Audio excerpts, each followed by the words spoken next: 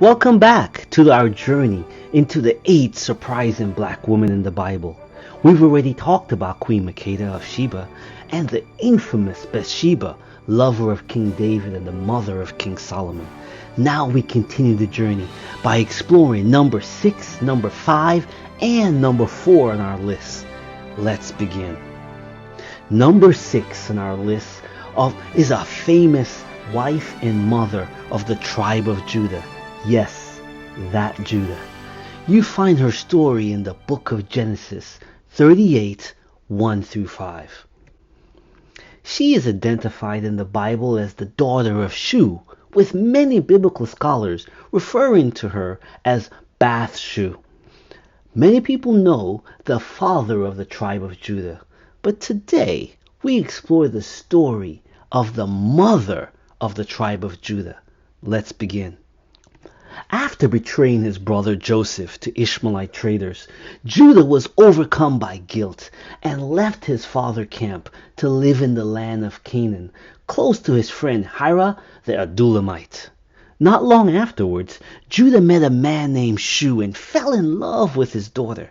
She became the only wife of Judah and the mother of the tribe of Judah. Yes, the mother of the tribe of Judah.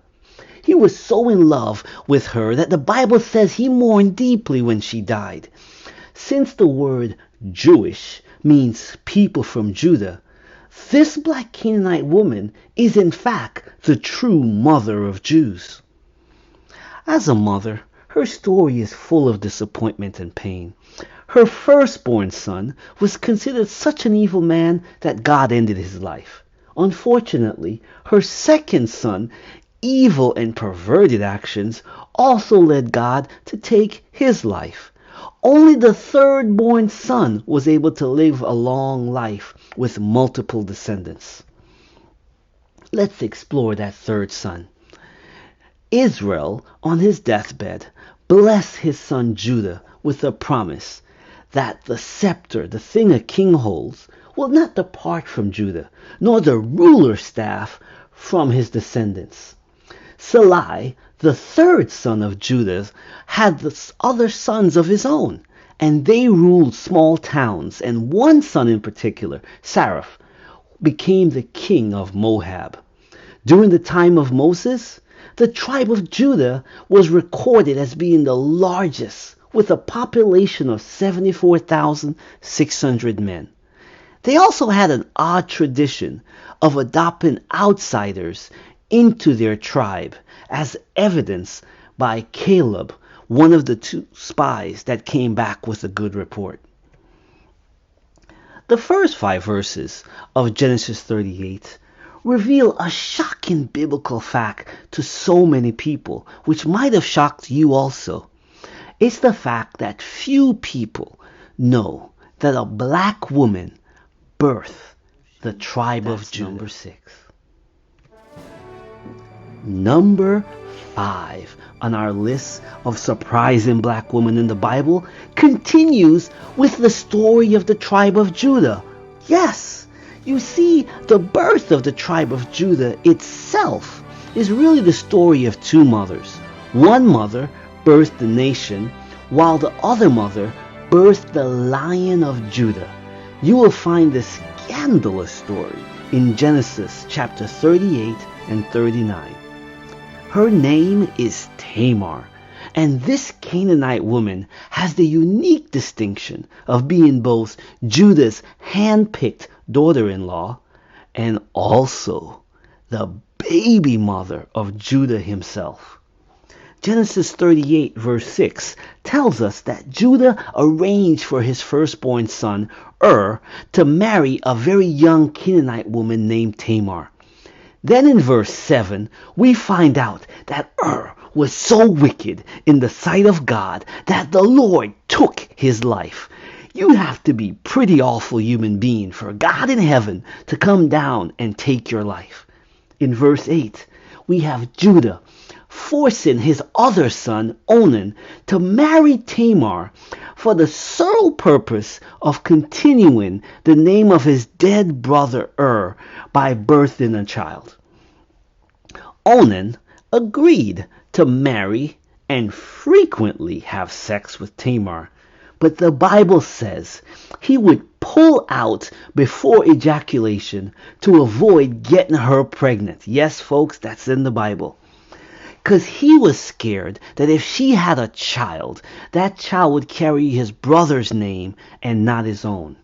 God was so displeased with his sexual abuse and perversion that the Lord took Onan's life. Judah, who was previously a really big fan of Tamar, notice there was one common denominator in both of his sons' death. And that common denominator was the Canaanite woman called Tamar. So he decided to trick Tamar into moving back into her father's home as a widow, with the promise that when his third son and his only son was old enough, he would arrange a marriage between Tamar and his last son. Many years went by, and Tamar noticed something. Judah was not making any marriage arrangements with Shua, Judah's third son. After Shua, the wife of Judah, which we've talked about before, after she died, Tamar decided to take matter into her own hands. She changed out of her boring, bland widow's clothes and dressed up as a sexy Baal temple prostitute with her face covered. She went to the road that led to the town of Timnah that Judah was going, and Judah, now a lonely widow himself, negotiated with the woman he thought was a sex priest, or really a temple prostitute. And in that negotiation for sex, he unknowingly impregnated his own daughter-in-law. Ew! Now, when Judah found out that Tamar, the widow, was in fact pregnant, he was overjoyed at the opportunity to rid himself of this cursed woman that he blamed for his two sons' death. Unfortunately, when he tried to have her killed, Tamar sent him the staff and the signet ring of the man who impregnated her. Judah, in receiving these things, noticed right away these were the very object he gave to the woman he thought was a temple prostitute in exchange for sex. Judah immediately repented for breaking his pledge to Tamar. Not only did he repent, he stated that she was more honorable than him. Tamar then became the mother of the royal line within the tribe of Judah. That includes Hezron and Nishon. It includes so many amazing people. This is where King David line comes from.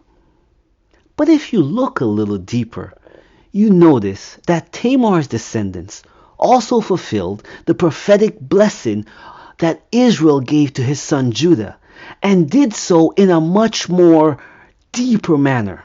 When you look in Genesis 49:10, it reads, "The scepter will not depart from Judah, nor the ruler's staff from between his feet." And this is the part where it gets deeper. "Until he to whom it belong shall come, and the obedience of the nations shall be his." You see, the royal line of Judah comes through the birth from Tamar. And the promised Messiah that would come from the tribe of Judah, it comes through Tamar's bloodline. As evidence by the genealogy of Jesus in Matthew chapter 1 verse 3, we discover a black woman is the mother of Judah's royal family, including the King of Kings, Jesus the Christ. Number 4 on our list is a powerful, evil, but totally misunderstood queen. The story of her long rule starts in 1 Kings chapter 16, but it goes on all the way until 2 Kings chapter 9. The Bible called the people Canaanites. The Greek called these people Phoenicians. the wealthy families around the globe call them the purple traders, for their trade of high-quality purple garments was worn by all the royal families. What made the Canaanite Phoenicians' purple garments unique was the fact that the purple color didn't fade even after decades of being worn and washed and cleansed. In the Bible, Jezebel was infamous for her violent campaign to make Baal worship the official religion of Israel. This highly sexual fertility religion was very popular with the people in Israel, but opposed by every Israelite spiritual leader from Moses all the way down to Elijah. But most people are surprised to learn that Israel has a long, fruitful partnership with its northern neighbor in Lebanon. Both King David and King Solomon used the prized cedar trees from Lebanon to build not only their palace, but also the Lord's temple in Jerusalem. Jezebel was a princess of the wealthy and powerful city of Sidon that's located in the very heart of Lebanon. The original ancient Phoenicians were not just black Canaanite people. They were also some of the most powerful and successful sea merchants in the ancient world. If you don't understand that, you will not understand why she was so powerful in Israel. So let's unpack that history.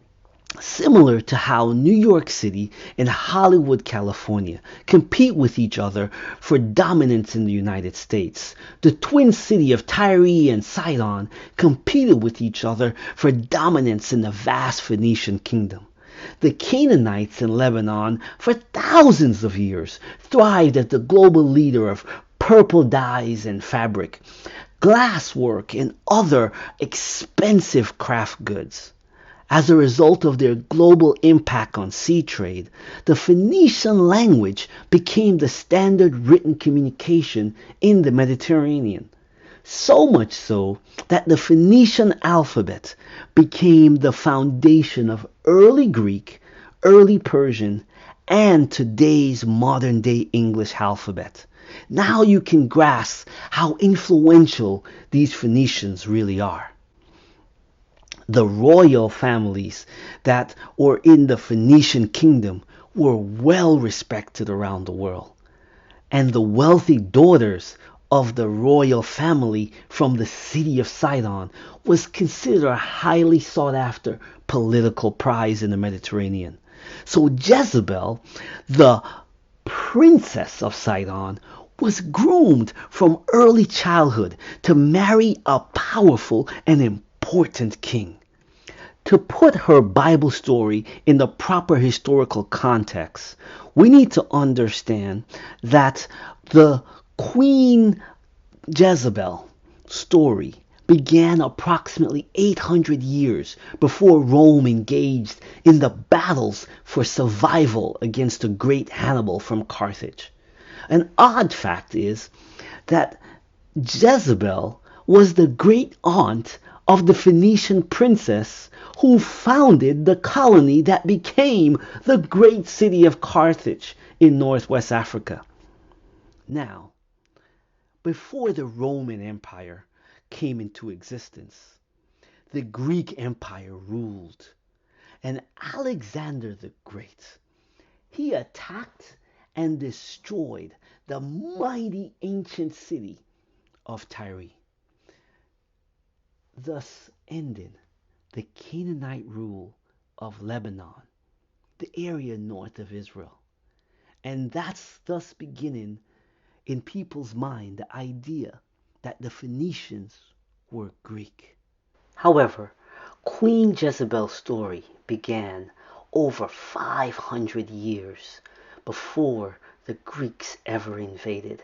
In fact, they hired Greek mercenaries to protect them from Persian invasion. We are ready to explore this story of Queen Jezebel in its right context. When we start off in 1 Kings 16:29-33, Jezebel, she is the daughter of a wealthy Baal priest who later became the king of Sidon. God's view of the seventh king of Israel was not very good. The Bible says King Ahab did what was evil in the Lord's sight, even more than any of the kings before. However, God considered King Ahab's marriage to Jezebel as an even greater offense than all of the evil acts King Ahab did before, because the marriage of Jezebel marked the beginning of an open spiritual war against Israel's God. But this war was led by Israel's own king and queen. So although the arrival of the wealthy Phoenician princess from the great city of Sidon was seen as a very amazing and powerful political win for Israel, it began a very dark chapter in Israel's history. Queen Jezebel felt she represented a superior Canaanite kingdom that worshipped a superior god named Baal. She thought if the Baal religion could inspire the Greek religion, surely it can replace the religion of this little kingdom called Israel. So she immediately began hunting down and killing any Israelite prophet or spiritual leader that opposed her spiritual ambition to make Baal worship the unquestioned religion of Israel. She won the hearts of the Israelite people with the sexual festivities and the wealth that her reign brought. Even the prophet Elijah, who God empowered to defeat both King Ahab and all of Jezebel's Baal priests, ran in fear after she threatened his life in response to him killing not one but 450 of her Baal priests in the Kishon Valley. She continued to rule Israel for 10 years even after the death of King Ahab. And then she used her daughter's marriages to unify southern and northern kingdom of Israel under her unofficial rule.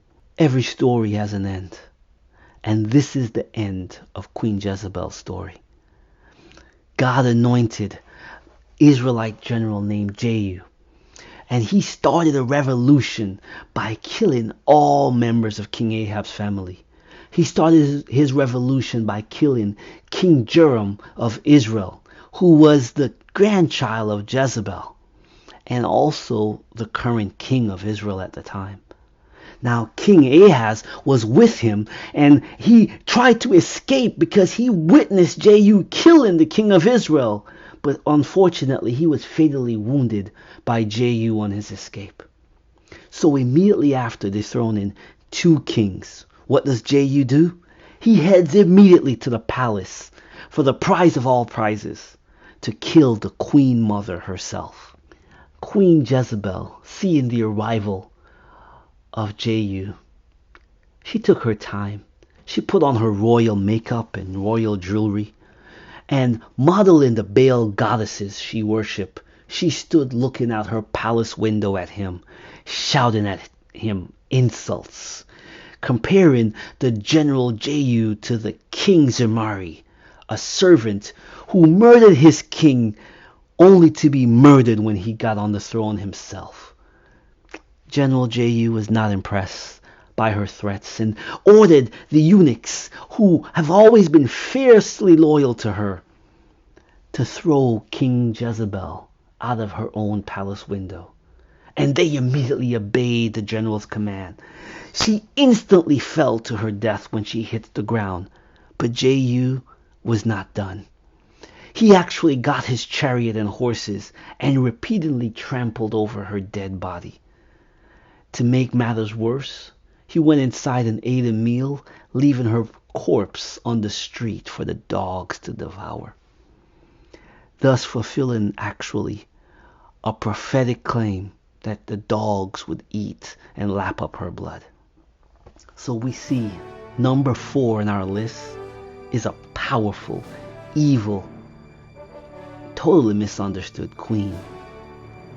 And the lesson we have to learn here is this: Some of the most powerful women in the Bible were wealthy black women.